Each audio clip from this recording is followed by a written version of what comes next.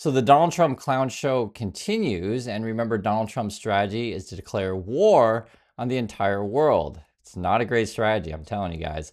And we're going to go through what's going on from various countries' point of view, and let's just jump right in. So first, more Canadians are ditching U.S. road trips with 38% annual drop. I keep hearing this from members in our community that are in Canada. The boycotts are real. Canada's, and this is the numbers, they're not coming to America like they were in the past. They're not buying American products. Again, the boycotts are real. Let's read some details on this stuff. It says cross-border road trips to the U.S. from Canada fell for the 5th straight month, a gloomy outlook for many American vacation spots once frequented by their northern neighbors during the peak summer travel season. And I think this summer could get really, really ugly as Canadians are just basically not going to come. You can actually see this as well. So this is a chart here that sort of shows how it's been declining. Again, this is Canadians coming to the USA. The way you read this, there's the black is 2023, the pink is 2024, and then the yellow is 2025. And so basically what you're looking at is from 2024 to 2025, you've had a decline in the past 5 months, right? And then this is May, where we are right now with the recent data. This is actually really, really terrible for people who live in vacation spots, tourism cities. You guys know this. Vacation and tourism and travel industry is real money, right? People come into your community, they spend money at the restaurants, they go to your businesses, hotels, et cetera, et cetera. And then on top of that, there was an insane warning that's been issued from Canada about travel to the USA. And when you read it, you'll understand, man, if you're Canadian, I completely get why you wouldn't want to go to the USA. It says here, individual border agents often have significant discretion in making those determinations. U.S. authorities strictly enforce entry requirements. Again, this is a warning that a Canadian government's giving to Canadians. Expect scrutiny at ports of entry, including of electronic devices. Comply and be forthcoming in all interactions with border authorities. If you are denied entry, you could be detained while awaiting deportation, right? Canada also made it clear that people could be asked for their electronic devices and risked having them confiscated. Just think about that. Like, so I go to the USA and they could like take my phone, they could take my computers. Is that the place you want to go visit? Here's some more details of this stuff. U.S. border agents are entitled to search your electronic devices, such as your phones, computers, or tablets when you are entering the United States. They don't need to provide a reason when requesting a password to open your device. Is that the place you want to go? You go to the USA, they're like, give me your password or I'm going to detain you. Is that the place you want to visit? I mean, no, of course not. Not allowing that comes with significant consequences. If you refuse, they may seize your device. The border agent could also delay your travel or deny entry if you're not a U.S. citizen. Before crossing the border, put your device in airplane mode to ensure remote files don't get downloaded accidentally. Like, they're warning people of like how to keep it so that the U.S. border agents aren't like taking your stuff. And I told Yeji, like, my wife, about this situation, like when Canada visiting USA, and she's just like, imagine you're going to a friend's party and your friend's like, give me your phone, unlock it, and just set it on the table, and you go, enjoy the party, and trust me, I'll take care of your phone. It's like, even if I like my friend, I don't want my friend digging through my emails, my photos, like all my personal stuff. And you guys can totally understand this because also we don't know who these ICE border agents people are. Trump has these people out running around with masks and just arresting anyone. It's absolutely insane. And so I completely understand from a Canadian perspective why you're not coming to USA. I completely get it. And then on top of that, you read this news is just happening recently where Trump is sending the Marines into Los Angeles. And it's just absolutely awful, the situation. And what's going on, you'll see it in the market. It's basically the U.S. standing is falling because trust is falling due to Trump and in USA. And you'll see other countries gaining ground. So this was the headlines today, just 2 hours ago. Italy, Greece, and Spain emerge as winners in bond market anxiety. And there's been a whole sort of like shift in the markets to where people just, again, they don't trust the USA. You're seeing the US bond market imploding.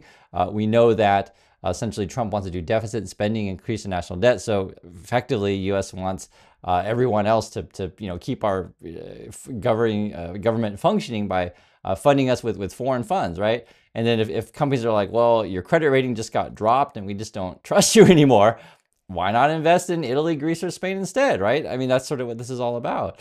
And then on top of that, the trade war with China, China's actually reaching out to several countries around the world. Again, Trump is making enemies, China is making friends.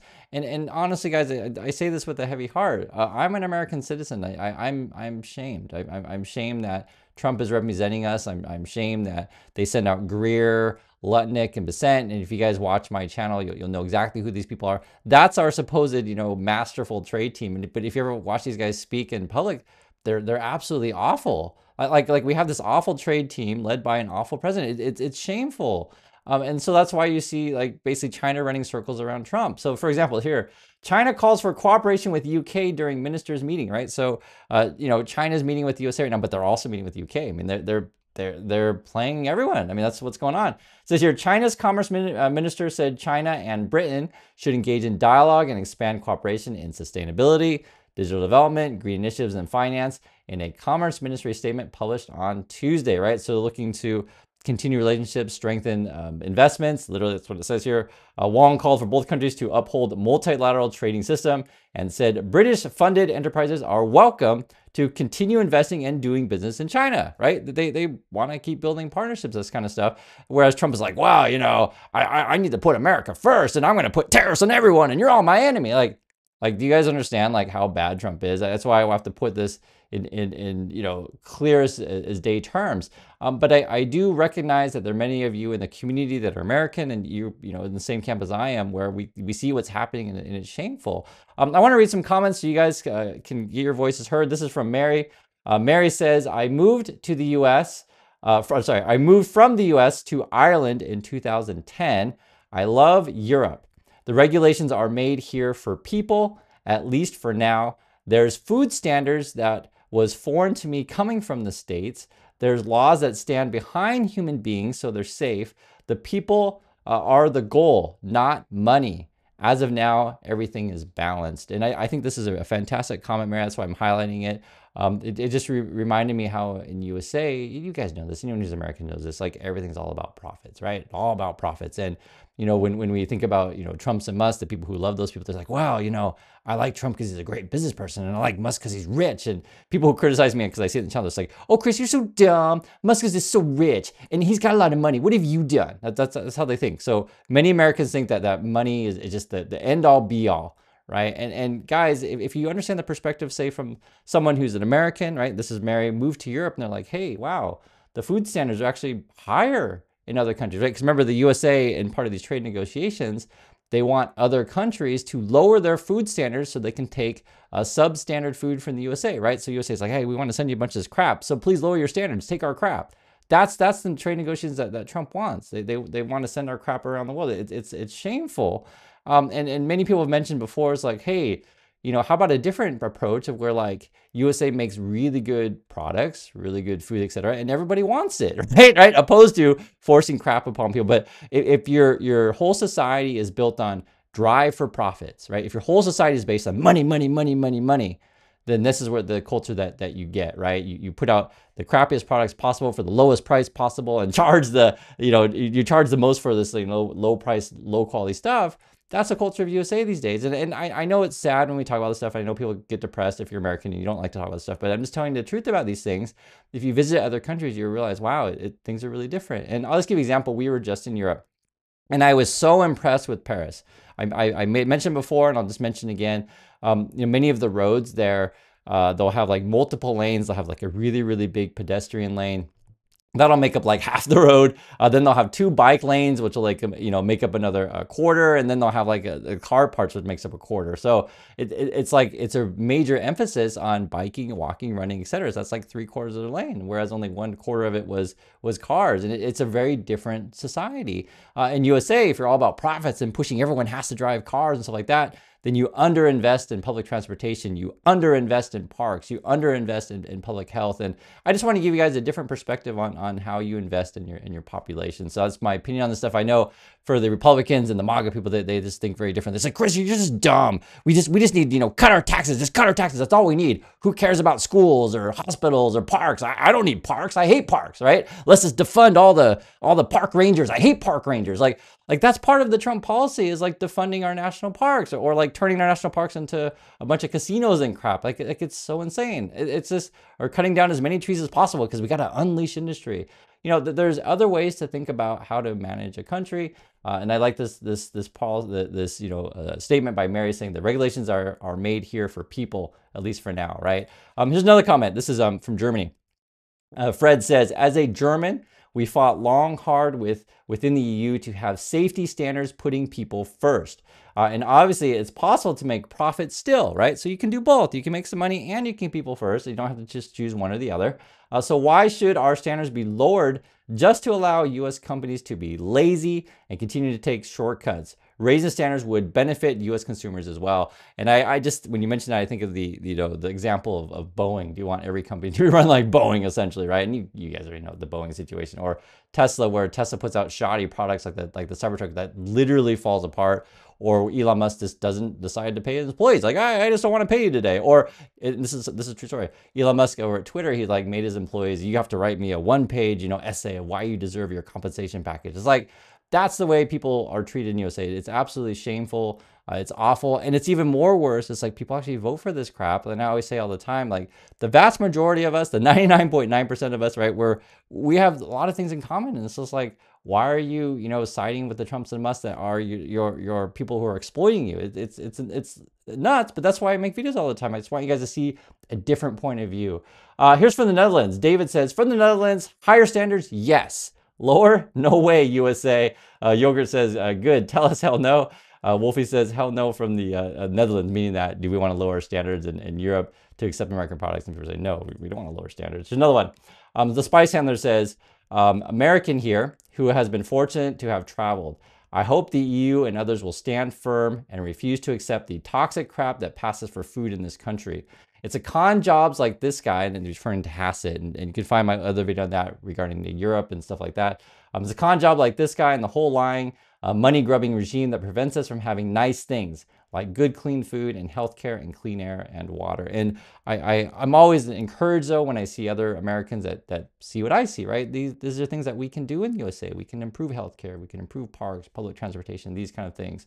And this is what's going on right now is the USA is, trying to push all these countries around. Well, good luck with that. Right now, they're in day 2 of negotiations with China. They're in London. Again, though, China's also talking with the UK while they're there. And it's about these rare earth materials. So China's basically got a pretty sizable portion of the world's rare earth material production and then other minerals that U.S. companies need, defense companies, car companies, etc.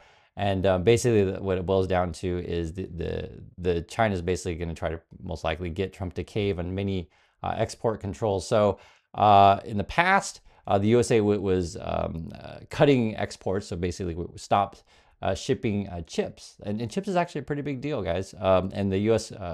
Argument would be, which I actually agree with, would be, hey, we don't want our chips going into Chinese military vehicles, etc. Right? You guys see the conflict of interest here. And so this is sort of a sticking point, right? It's a major sticking point. And so now they're trying to balance this kind of stuff. And yeah, I mean, and then you got, data concerns, any number of things. What about, investments in either country? And Trump's trying to get China to take our food. That's actually a big deal. Food's actually real money. And then the trade team that we send to go negotiate with China, Ludwig, Besant, and Greer doesn't have me very confident about what the outcome. Let's be honest with you guys. China and U.S. holding second day of trade talks in London. I'll read a little bit of this. It says here, the U.S. and China resumed trade talks in second day in London with financial markets on edge as the world's largest economies tried to agree to allow exports of key tech and industrial goods and avoid escalating their trade wars. So that's what we're seeing, what's happening here. And then the other thing that's going on as well, again, China's just skating circles around the USA, unfortunately. Xi urges South Korea's Lee to help safeguard free trade. So they actually took a call. Basically, if you don't know, we have a new president here in Korea. Xi actually talked to him, and they're trying to develop a free trade trading bloc. If you don't know, also, China is actually Korea's largest trading partner, not the USA. That shifted, I think it was a few years ago, where China moved ahead of the USA, and basically, obviously, Korea would want to trade with everybody, but just at the moment, China's the biggest one, and the way the Trump situation is, like, why would you want to trade with Trump in USA if they're going to treat you the way that Trump treats people? Here's a statement from Xi over in China.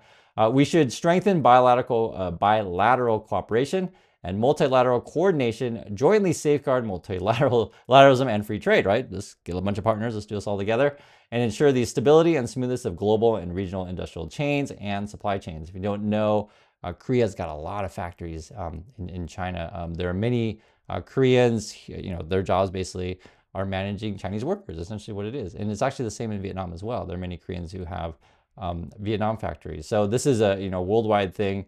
You also got this. Lee asked China to play a constructive role to build peace on Korean Peninsula and said he hoped to promote bilateral ties in areas including economy, security, and culture. So there's a whole bunch of stuff going on. The culture one's actually a really big one because sometimes China will block Korean music, films, food, these kind of things. Like that stuff's real money as well. If you don't know, K-pop and K-movies and K-dramas are really big around the world. If you've seen Squid Game, you'll know exactly what I'm talking about. If you like BTS, you'll know what that is as well.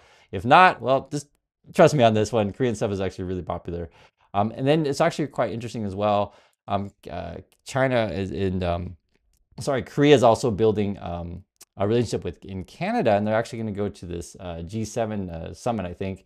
This year, Lee is set to fly to Canada to attend the Group of Seven summit next week. While South Korea is not a G7 member, Lee was invited to participate according to his office. And so that's what's going on is like now Canada can play a major role in the world and hold these big summits, invite world leaders, and basically build relationships. Because what this boils down to, guys, for anyone who's into international business, understand basic business, it's all about relationships. And I'm just telling you the truth, guys.